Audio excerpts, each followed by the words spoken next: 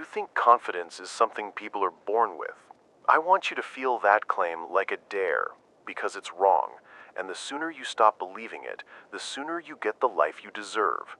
Right now, someone else controls how you show up, a private narrator in your head that whispers back every time you open your mouth. If you don't like the reviews you're getting from life, you can change the reviewer. It begins here. Look, talent and IQ get you seats at the table. Social confidence lets you keep the room listening. You can be brilliant and invisible, or you can be ordinary and magnetic. Which one will you be? That is the question that should hit you like cold water. This isn't fluff. This is the operating system for every relationship, every pitch, every risky conversation that builds an actual life. First truth. Confidence is a skill, not a birthright. That means it can be learned, practiced, hacked. It also means the path is practical and brutal. There's no applause for feeling nervous, only results for acting despite it. Napoleon Hill wrote that our minds form the person we become. That's not mystical, it's a map. Start using that map right now. You're a walking billboard. Posture, eye contact, voice, timing. People read you before you speak. So the first work is internal. Clean the backstage. What is your inner voice saying? Is it protective? Is it sarcastic? Is it convinced you're not worth the air? That voice shapes your body. The tight shoulders, the shallow breath, the hurried words. They all come from something rehearsing inside you. Change the script, and the body follows. How do you change it? Begin with one small transaction every day that contradicts the old story. If your default is to shrink, practice taking space for 60 seconds longer than feels comfortable. Hold your posture, breathe low and steady, and maintain eye contact. Not a whole performance, just a short, deliberate habit. Habit compounds. 60 seconds becomes 2 minutes. 2 minutes becomes your new baseline. Now, let's talk language. Your inner sentences matter more than your outer ones. Replace "I can't" with "I will try" or "I will learn." Replace "they'll think I'm stupid" with "I will say what I mean." Words are not decoration, they're commands. Speak to yourself like a coach, not a critic. Dale Carnegie taught us to remember that people crave appreciation. Start by giving that appreciation to yourself first. Without that internal generosity, confidence always feels borrowed. You need tools, not pep talks. Here are 3 tactical anchors you can use right now. Anchor 1. Breathe to control your state. When your heart races, your voice raises, and words tumble, slow the exhale and your nervous system listens. Practice this before any social move. 5 slow inhales through the nose, exhale fully through the mouth, and tell yourself a short truth. I can do this. It sounds small because it is. Small things stack into change. Anchor 2. Practice one-line openings. The most confident people aren't inventing cleverness in front of you. They come armed with simple, calm starters that move conversation forward. Notice 3 openings now. A curious question, a short observation, and a playful line. Example. What's the most interesting thing you've done this week? Simple, human, no performance. Rehearse these until they feel like breathing. Anchor 3. Rehearse endings. Confident people close moments. They don't leave conversations dangling. Practice ending on a clear note. Great talking. Let's grab coffee next week. Or, I'll send you that link. Closing signals competence. If you can end a conversation, you can start one, and vice versa. Now, let's deal with fear of judgment. Here's a secret most people don't tell you. Everybody is busy editing themselves. Your perceived audience is far harsher than the reality. We inflate other people's attention because attention is a currency we imagine we're poor in. Take your power back by narrowing your audience. Speak to one person at a time. When you orient to a single human, the noise disappears and your words find aim. The moment you try to perform for everyone is the moment you fail. Small exposures are the fast lane. Do something socially mild that scares you and make it your mission to do it again the next day. Say hi to a stranger, introduce two colleagues, ask a question at a meeting. Each little act is a deposit in your confidence account. Over time, the withdrawals, nervousness, awkwardness, stop draining you. You have a balance. Let's be real. Charisma isn't always about charm. Charisma is clarity of intention plus emotional availability. So tighten your intention. What do you want from this moment? To learn? To connect? To persuade? Say it quietly in your head before you walk in. Then, be emotionally present. That means listening with your full self, not waiting to talk. The person who listens fully collects trust like currency. Practice listening like a science. Try the 3-layer listen: words, tone, and meaning. First, catch the factual content. Second, notice how it's said: quick, hesitant, passionate. Third, map it to meaning. What's beneath the sentence? People rarely reveal their deeper stuff unless they feel safe. Safe people are magnetic. Be that safe person. Mirror work is underrated. Stand in front of a mirror and speak your one-line opening. Watch your face. You will catch tiny tells: a smile that looks fake, a blink that betrays anxiety. Adjust. Small cosmetic fixes can dramatically change how others perceive you and how you feel about yourself. This is not vanity, it's practice. Athletes watch film, actors rehearse. You can rehearse your presence. Now, habits that kill confidence. 2, to exile immediately: over-apologizing and self-qualification. Sorry but, and I might be wrong but, undercut you. They are social lubricant turned into self-sabotage. Reserve sorry for real harm. Use direct language. Say what you mean without shrinking it with qualifiers. It will feel blunt at first. That bluntness is clarity, and clarity breeds respect. There will be nights when you screw up. You will say something awkward, freeze, or come off as less charismatic than you imagined. Good. This is the engine. Mistakes are information, not indictments. When you stumble, recover with presence. Pause, breathe, and name it lightly. That came out clumsy. Let me try again. People respect repair. Repair is a muscle. Strengthen it. Confidence is also built with small public wins. Create a microstage, a context where you can practice being seen with lower stakes. Maybe it's volunteering to host a short segment at a team meeting, or leading a 5-minute part of a gathering. These microstages are laboratories where you try things without destroying your life. Use them to practice voice, pacing, and presence. Let's talk posture, because it sends a message faster than your words. Stand as if you own your space, not as if you hope permission will be given. Bring shoulders back, ground your feet, soften the jaw. When your body signals stability, your mind follows. This is biofeedback. Change posture, change story. Social confidence is not about being liked by everyone.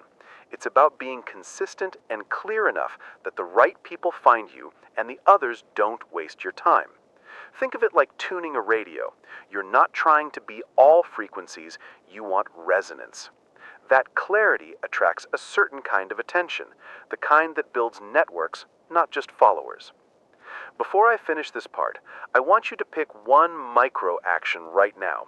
Not a plan, not a promise, an action.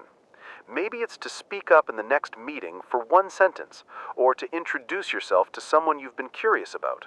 Pick it. Do it. Measure what happens. You will not be perfect. You will be more than you were. Now, I want you to write in the comments which one micro action you'll take in the next 24 hours. Be specific. Name the person or the place. The bolder you name it, the more likely you'll do it. Question for you. What's the one small truth you've been avoiding that, if said out loud, would make you feel more alive? Part 2. Think about this. Before you even open your mouth, people are already reading you. Your walk, your face, the way you hold yourself. It's like a silent advertisement. Confidence is not only in words, it's in the energy you project. Have you ever noticed how someone enters a room and people just sense their presence, even if they don't say anything? That's not magic. That's posture, breathing, and internal state coming out into the world. And you can train that. Here's the truth most ignore. People trust your energy faster than they trust your words. If your body whispers, "I don't belong here," no clever phrase will save you. If your posture screams, "I'm grounded," even silence works in your favor. Earl Nightingale once said, "We become what we think about," but it goes deeper. We become what we radiate. Your mind is the generator. Your body is the amplifier. Start small. Next time you walk into a room, set your shoulders, lower your breath into your belly, and slow down your steps. That tiny change flips the entire script. Suddenly, you're not rushing to fit in.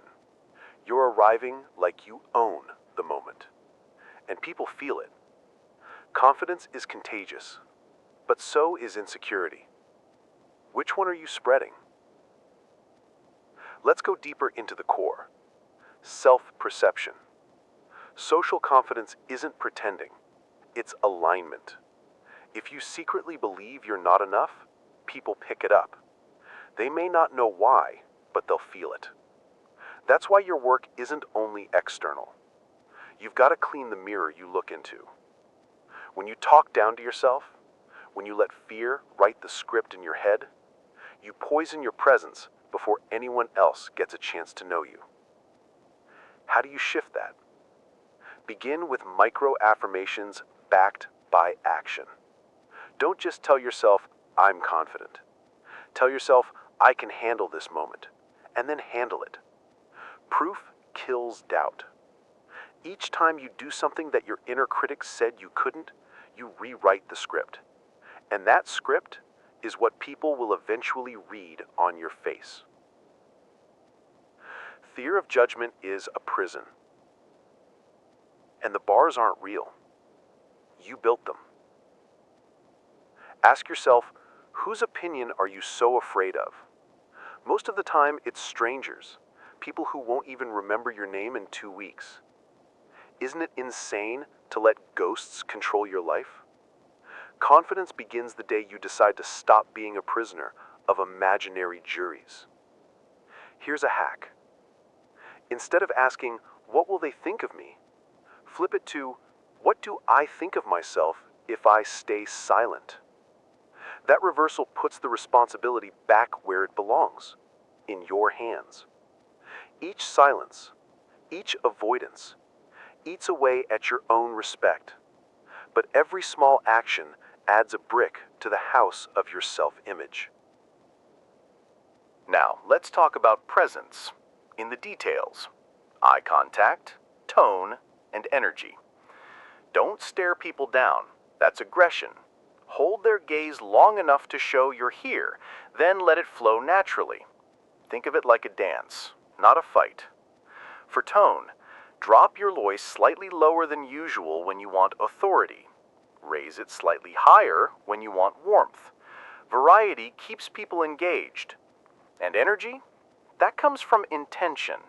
If you enter a conversation to give, not to take, your energy shines. Let me share a simple practice.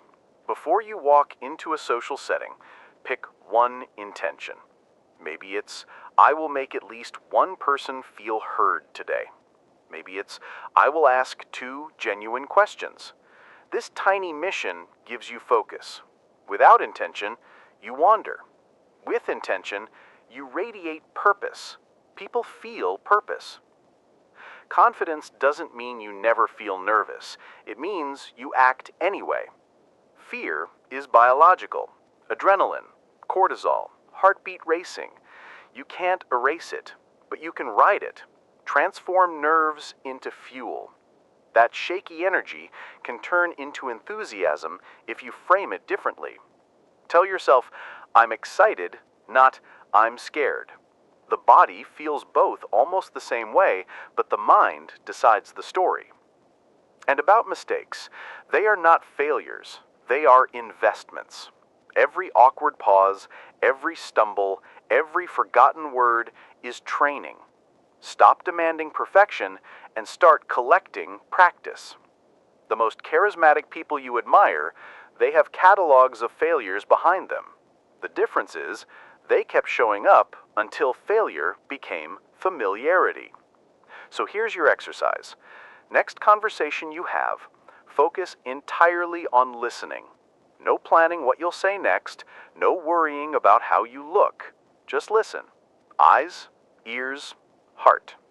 When people feel heard, they automatically see you as confident, because only someone secure enough in themselves can give that level of attention. Try it and watch how the dynamic flips. Another tool, play with silence. Nervous people rush to fill every gap. Confident people let silence breathe. Next time you're in dialogue, pause for 1 second longer than usual after the other person finishes. That pause signals calmness, not panic. It gives weight to your next words. Don't forget, confidence is practice, not an instant download. Train it daily like you'd train a muscle. Speak up once more than you did yesterday. Hold your eye contact a little longer. Volunteer for a small responsibility. Each repetition builds. Carnegie reminded us that people rarely remember exactly what you said, but they always remember how you made them feel.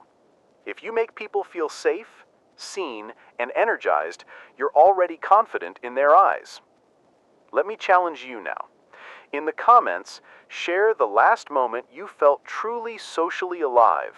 Maybe a laugh with strangers, maybe a bold question you asked, maybe just a smile you held. What was it? And second, what small shift will you commit to practicing this week? Posture, eye contact, tone, or silence? Part 3. You want charm? You want to be remembered? Good. But forget being liked as your metric. Aim for one clearer, more dangerous thing: influence. Influence is not manipulation. It's the art of leading people toward truth, toward action, toward something that matters. When you master influence, doors open without groveling. You don't chase attention. Attention finds you because you have direction. And influence starts with listening like your life depends on it. Most people think talking more equals being more persuasive. It's the opposite.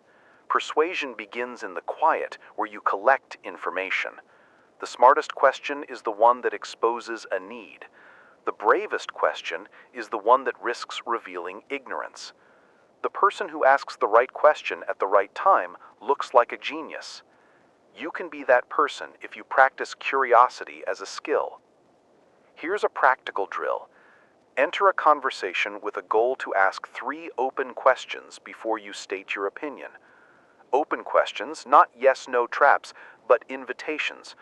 What was that like? How did you decide? What matters most to you here? Watch how people unfold. When someone feels understood, they naturally look for alignment. Alignment is the seed of influence. Tone and timing are the currency of persuasion. You can have the best argument in the world, but if you drop it like a bomb in the wrong moment, you get resistance. Start by matching tempo, slower when someone is anxious, quicker when they're excited. Mirror not to mimic, but to meet. Then deliver your point with a crisp, visible through line: what you believe, why you believe it, and what you want them to do next. Clarity beats cleverness every time. Another truth: people don't just buy ideas, they buy identities. If your message helps someone become the kind of person they admire, they'll follow it. Speak to identity. Frame your ask not as a favor, but as an opportunity for them to be someone better, stronger, kinder. This is not manipulation, it's storytelling aligned with value. Napoleon Hill talked about autosuggestion and the stories we tell ourselves. Extend that to others. Help them see the story where they are the hero. Boundaries are part of influence. Confident people know when to hold back and when to push forward. Saying no with grace creates respect. Over-accommodation is invisible. Firmness is visible. Practice saying, "I can't do that, but I can help with this," or "I prefer to do it this way because..." That second half, the offer, softens the no and preserves the relationship. Influence that erodes your boundaries is not influence, it's surrender. Now, charisma. Charisma is not a trick. It's a function of authenticity plus generosity. People anthropomorphize confidence. They feel it as warmth that has purpose. Stop trying to be flashy. Start being direct and generous. Ask people about their wins. Celebrate without envy.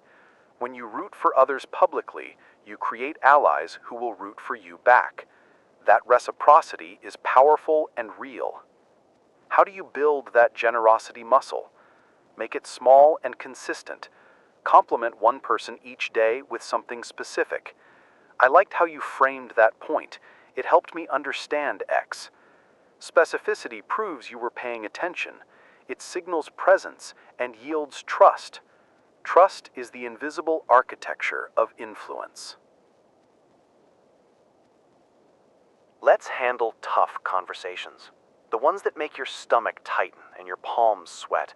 Avoiding them is the fastest way to ruin your confidence. Facing them is how you grow it. Preparation matters more than courage. Map the outcome you want before you speak. Identify non-negotiables and flexible points. Rehearse your opening sentence until it feels clear, not rehearsed. Then listen harder than you speak. People often come to the table wanting to be heard. If you give them that, half the battle is won. Conflict doesn't need to be a battlefield. Frame it as a problem to solve together.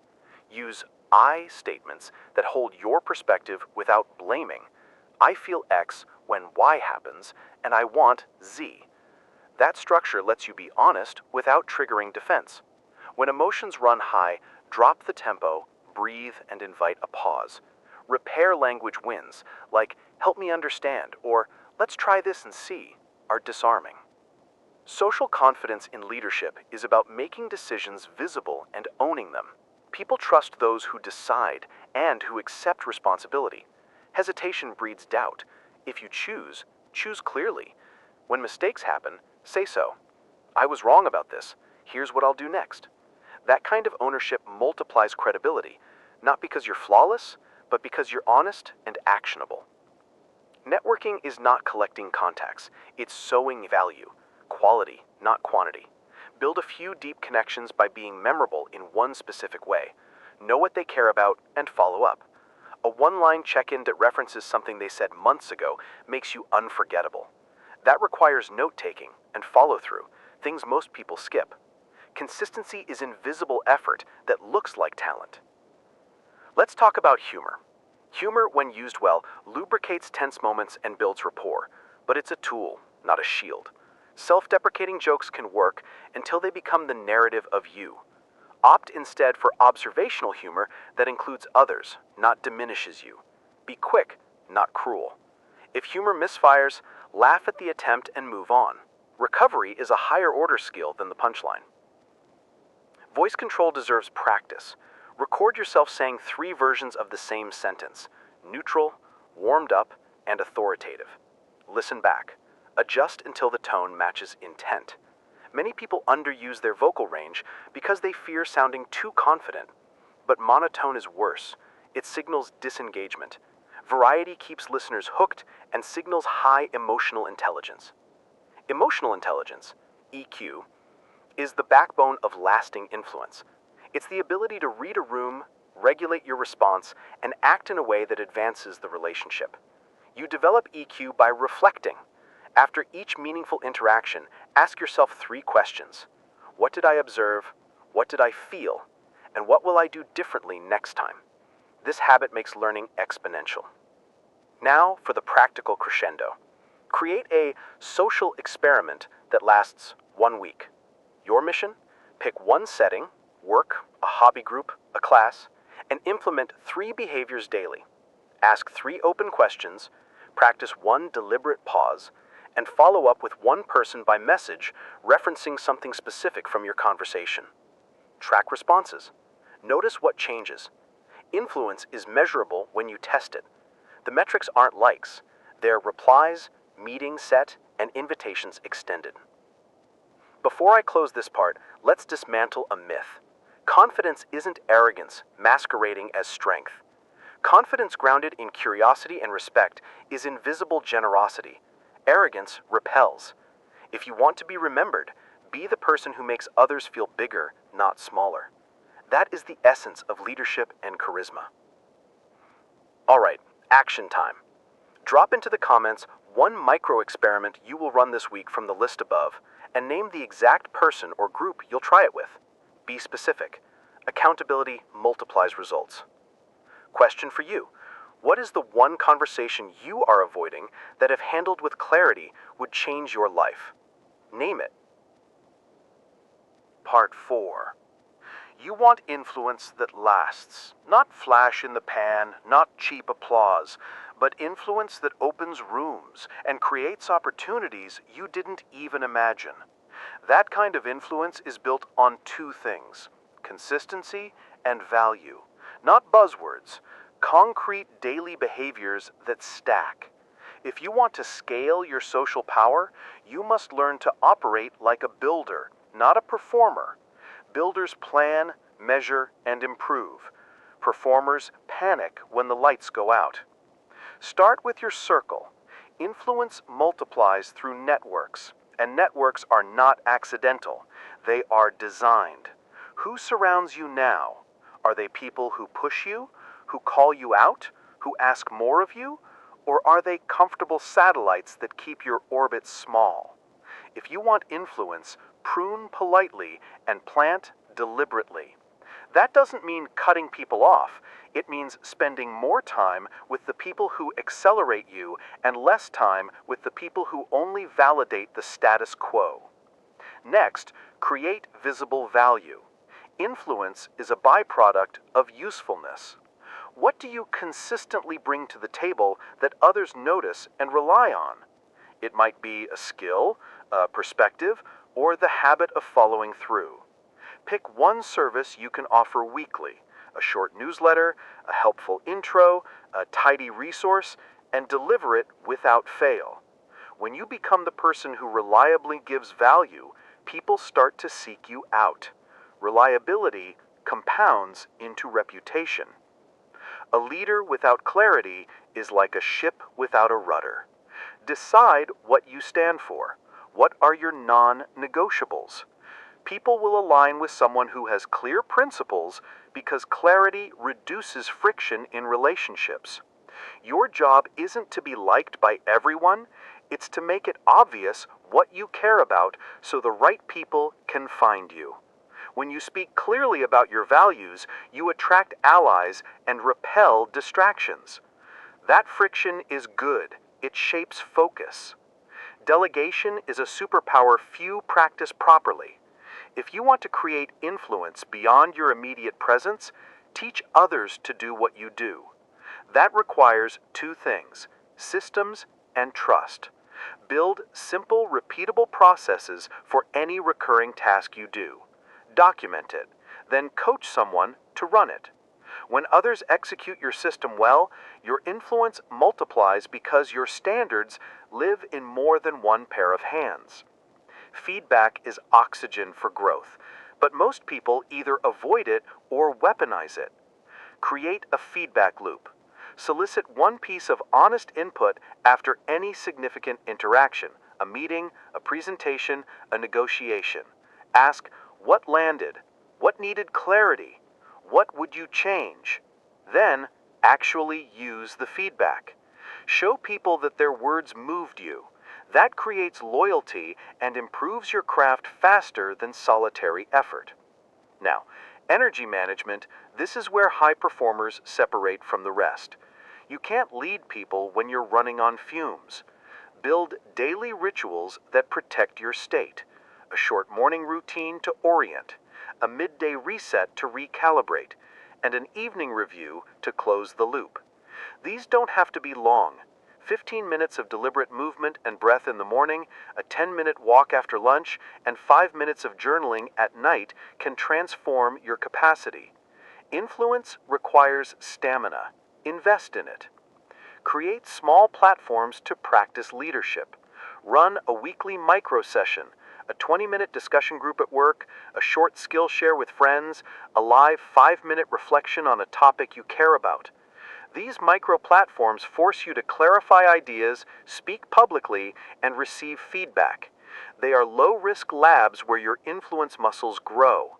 Consistency, weekly, monthly, beats one-off grandstanding every time.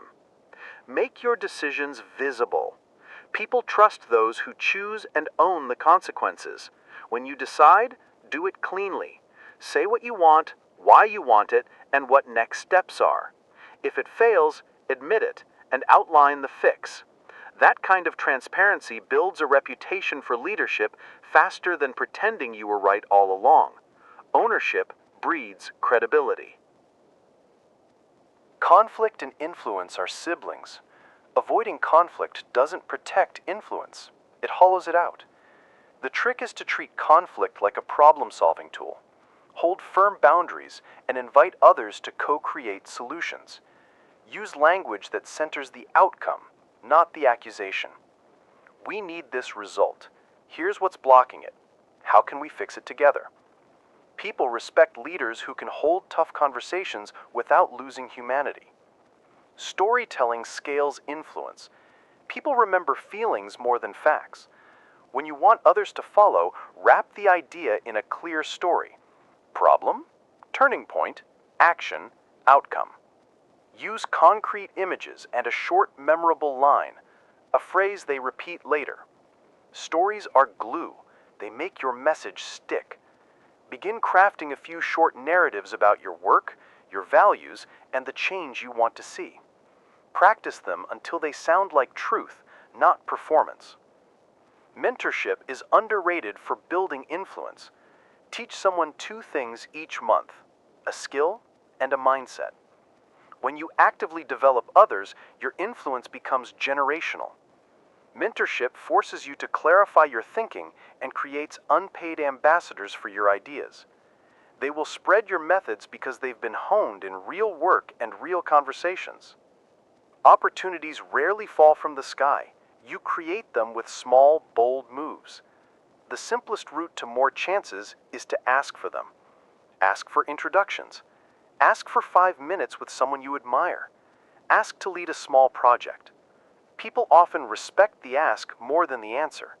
Make your requests specific, easy to say yes to, and clearly valuable to the other person. That reduces friction and creates openings. Scale your presence with content that plays to your strengths. You don't need a viral post. You need consistent signals. Short, sincere posts about what you learned this week, a useful resource, or a brief story of a small win will build an audience that trusts your voice. Consistency beats cleverness. Make a promise to your audience. 1 post a week, 1 practical tip each Friday, and keep it. Guard against burnout by aligning your actions with your values. Influence feels hollow if it's only external validation. Check your motives regularly. Are you building influence to serve your mission or to fill a gap inside? The former lasts, the latter empties you. When influence is tied to meaning, it fuels you instead of consuming you. Measure what matters. Set 3 influence metrics for the next quarter. Not vanity counts, but real signals. Number of meaningful one-on-one conversations, projects led, introductions made that led to meetings. Track them weekly. Small measurable wins guide behavior and keep you honest. Reflection on these metrics makes improvement surgical. Create redundancy in your systems so your presence isn't required for everything. Train people, automate follow-ups, and create templates for recurring communication. Influence that depends solely on you is brittle. Systems make your influence robust and scalable. Finally, remember humility. The most magnetic leaders are paradoxically the most humble. Humility is not weakness, it's confidence with room. It allows you to learn faster, accept help, and pull others forward. Combine humility with clear action, and you create influence that invites people in instead of pushing them away. Action time. Pick one system you will implement this week to multiply your influence. Maybe it's a weekly micro session, a mentorship check-in, or a simple follow-up template you'll use to convert conversations into connections. Write what you choose in the comments and name the first person or group you'll test it with. Specificity creates momentum. Question for you. Who in your life would become unstoppable if you intentionally invested time and energy into their growth? And what would you do first to help them? Part 5. This is the part where you stop practicing confidence like a trick and start living it like a backbone. Social confidence isn't a costume you put on for events. It's a structure you build inside so it holds when life demands more. The difference between temporary bravado and lasting presence is integration. Your thoughts, habits, body, and relationships all lined up toward one stance. You matter, your voice matters, and you will steward the space you inhabit. Begin by owning your story. People who are socially confident don't narrate the most glamorous parts of their lives. They tell the parts that show they kept going. Your story is not a highlight reel, it's a map of resilience. Decide which pieces of your past you will use to teach, to relate, and to humanize. Authenticity is magnetic because it invites other people to lower their guard. When you offer a truthful line about struggle and a quick note about what you learned, you become both real and useful. That combo creates deep connection. Next, commit to being a person of follow-through. So much of social trust dissolves in the tiny moments of omission. Missed messages, unfulfilled promises, forgotten names. Decide to be the person who remembers. Use a simple system, notes, calendar, a tiny CRM for people, and treat follow-through like reputation hygiene. Reliability is a form of generosity. When you consistently do what you say, you become someone others want to bet on. Practice resilience rituals. Social confidence will be tested by rejection, by misunderstandings, by moments that sting. Create rituals to recover quickly. A 5-minute breathing reset, a short walk to clear the head, a call to one trusted person who grounds you. Have a script ready. This hurt? Here's what I'm going to check. Here's when I'll respond. Recovery scripts stop reactionary slides into avoidance. They keep you moving forward. Cultivate a beginner's mind. When you assume you already know everything, your presence calcifies. Curious people are alive. Confident people stay curious. That means asking small, honest questions even when you could pretend. Admitting you don't have all the answers is not weakness, it's an invitation for conversation, and a signal you value learning over ego. Design your social calendar with intention. Not every event deserves your energy. Choose the places where you can both give and grow. Block time for deep relationships, not just surface networking like coffee with 10 people a month, but quality time where topics go deeper than weather and weekend plans. Those investments compound into a social architecture that supports you for years. Sharpen your clarity around values. If you're known for one thing, make it simple and memorable. Generosity, discipline, curiosity, courage. Label it publicly in small ways. a line in your email signature, a short mention in conversations, a recurrent theme in your content. When people see consistent value, they anchor you in their minds. Consistency over time becomes identity imprinted in others' perceptions. Let's talk boundaries again, because integration without them becomes collapse. Being available is not the same as being owned. Learn to say no without guilt and yes with intention. Protect your most creative hours, your important relationships, your rituals. Boundaries allow you to show up fully when it matters. Paradoxically, people respect those who protect themselves because they demonstrate worth. Build a portfolio of presence. This is a collection of small, repeatable ways you show up. A 5-minute weekly check-in with your team, a monthly roundtable with a mentor, a quarterly feedback session with your peers, a short public reflection post. These rituals publicly broadcast your commitment and create low-friction paths for others to engage with you. Over time, your portfolio becomes a signal of reliability and leadership. Surround yourself with people who increase your capacity. Not just cheerleaders, but people who will call you out, challenge your assumptions, and push you into discomfort. The secret to sustainable social confidence is not comfort, it's calibrated discomfort. People who ask hard questions in ways that land as care, not attack. Seek them, invest in them, be that person for others too. Practice moral courage. There will be moments where social ease tempts you to stay quiet while something wrong happens. Confidence with integrity chooses action. It calls out injustice, corrects course, and models standards. Moral courage is costly and rare. It builds deep allies and enormous internal authority.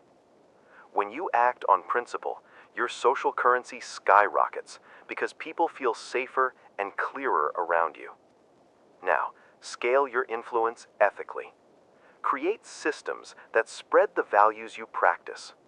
Teach one thing you believe in weekly, a short tip, a 5-minute video, a quick guide. When you teach, you refine your thinking and you create a ripple of competence. Napoleon Hill, Dale Carnegie, and Earl Nightingale were teachers at their core. They didn't hoard ideas, they shared them in ways people could act on. Do the same, and your influence becomes service. Measure progress differently. Don't track how many people like you. Track how many conversations moved someone closer to what matters to them. Track how many promises you kept. Track how many people you helped make one decision or solve one problem. Those are the real KPIs of social confidence. When your impact is measured in people changing, not in applause, you're building something durable. Create exit strategies for toxic dynamics. Not every connection deserves repair. Some relationships drain you, not because they're hard, but because they keep you small. Learn how to disengage without drama, reduce contact, limit topics, change contexts. If necessary, cut ties cleanly. Social maturity includes the ability to let go without revenge. It's an act of self-respect. Keep learning public. Share a regular note about what you're studying and what you're unlearning. Vulnerability paired with effort is one of the most magnetic combos. People want to grow, and they want companions on that path. When you share the process, not just the outcome, others join you. Practice gratitude loudly, not for the sake of performative positivity, but because gratitude rewires your social brain to notice cooperation and allies. Thank the people who helped you publicly. A single heartfelt mention can change the trajectory of a relationship.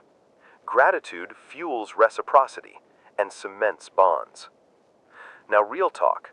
Social confidence is not about never feeling small. It's about having a practice for getting bigger again. You're going to have days when it doesn't feel like you're moving. That's normal. The difference between someone who grows and someone who plateaus is the tiny, consistent actions done despite the feeling. Keep the rituals. Keep the micro experiments. Keep following up. Before you act, choose one bold integration step for the next month. Maybe it's host a weekly micro session to practice leadership. Maybe it's mentoring one person and holding them accountable. Maybe it's automating follow-ups so conversations become connections. Pick one system and commit to it for 30 days. Systems win over motivation every time. I want you to write in the comments the single system you'll commit to for the next 30 days and name the first person or group you'll show it to. Be specific and hold yourself accountable here. That public commitment will move you from idea to action. Question for you. If you woke up 1 year from now with unshakable social confidence, what would you be doing differently today? And what small, excruciatingly honest step will you take right now to start that future? Name it. If this video helped you and you want more practical, hard-hitting content like this, subscribe and hit the like button. It helps others find the message.